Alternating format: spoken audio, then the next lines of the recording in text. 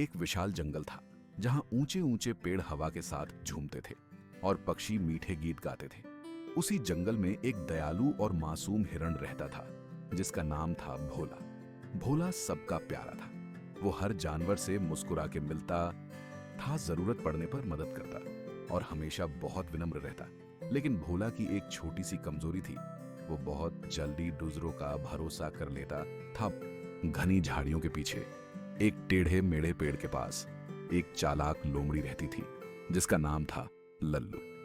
लल्लू भोला जैसी नहीं थी, वो होशियार तो थी लेकिन उसे दूसरों को बेवकूफ बनाना बहुत पसंद था। और उस सुबह उसके दिमाग में एक शरारती विचार आया। लल्लू ने खुद से कहा, आज मैं भोला को बेवकूफ बनाऊंगी और उसका खाना चुरा लूंगी। मुंह पर मीठी मुस्कान लिए लल्लू भोला के पास पहुंची। भोला भैया, उसने कहा, मैंने जंगल में एक गुप्त रास्ता खोजा है। वहां की घास सबसे मीठी और रसीली है, चलो मेरे साथ, हम मिलकर खाएंगे। भोला की आंखें चमक उठी। वाह, ये तो बहुत अच्छा है, चलो चलते हैं।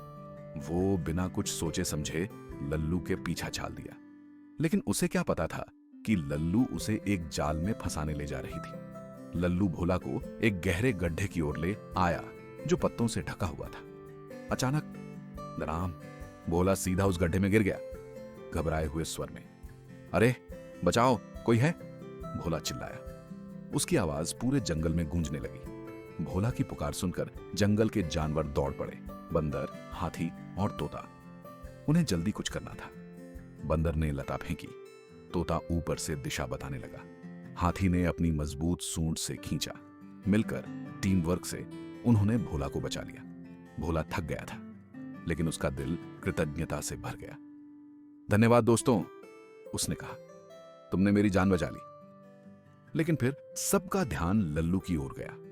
बंदर ने कहा, लल्लू, तुमने भोला को धोखा दिया, दोस्त ऐसे नहीं होते। तोते ने कहा, तुमने हमारा भरोसा तोड़ा है। हाथी ने गंभीर स्वर में कहा, अब से कोई तुम्हारे साथ नहीं खेलेगा जब तक तुम सच्चाई और ईमानदारी नहीं सीखती। लल्लू ने शर्म से सिर झुका लिया। और भोला, उसने भी एक जरूरी सबक सीखा, मुझे और सावधान रहना चाहिए था। भोला ने कहा, अब मैं किसी पर इतनी जल्दी भरोसा नहीं करूंगा।